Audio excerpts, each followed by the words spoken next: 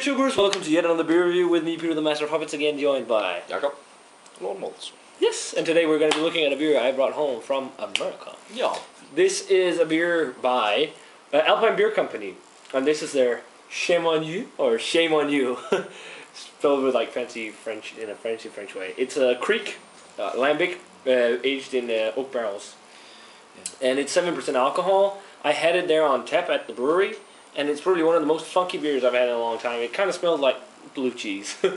I've heard the bottle isn't as funky, but we'll see. It says, a Belgian-style lambic aged in wine barrels with generous amounts of Balatian cherries, matured for sour and tartness.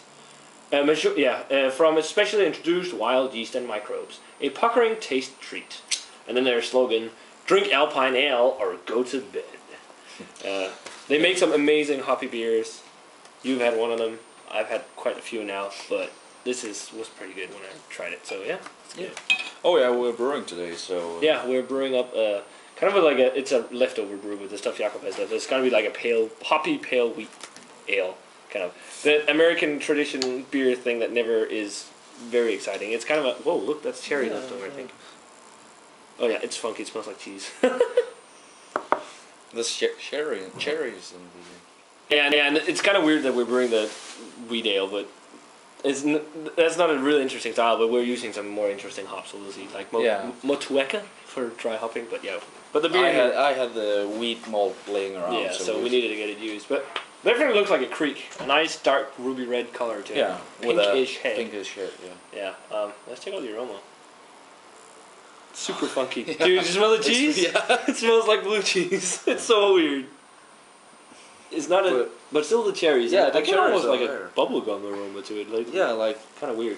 Like peculiar kind of. Kind of like the Bassett's wine gums, the dark ones. Definitely the oak character in there, and it's quite vinous. But wow, it's so funky. It's literally smells like pure blue cheese. Yeah. And like that barnyardy funk. Yeah, dank kind of. Yeah, very dank funkiness. It's so weird.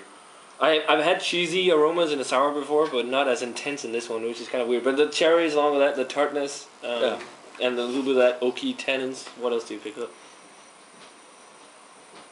Yeah, wood kind of oakiness. Oak. You can't come over the cheese thing. It's kind of weird. It's a little cheesy. You have to be mad about cheese. Cheers. The flavor is not as cheesy in the bottle. No, not wow, that's really tasty. I don't know. Bottle. I had it on tap and it tasted a lot like cheese. The flavor is much nicer. Yeah, I think it when it's in bottle, it gets to kind of mature. Yeah, a little yeah. better. It might be because it wasn't done maturing on tap. Body's on the lighter side, quite dry, very vinous. I get a lot of that red wine, red grape kind of character. Yeah, a lot of the tart cherries. Not the most tart sour, but fairly tart. Nice tartness to it.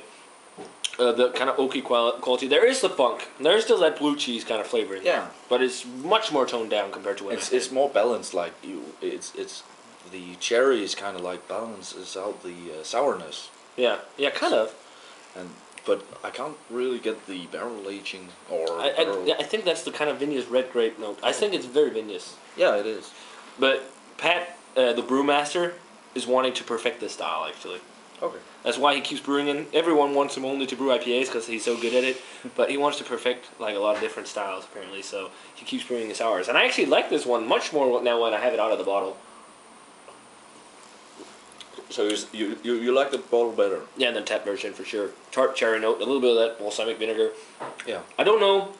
It kind of tastes a little bit like a Flemish Oud Bruin mixed with the lambic style. Mm.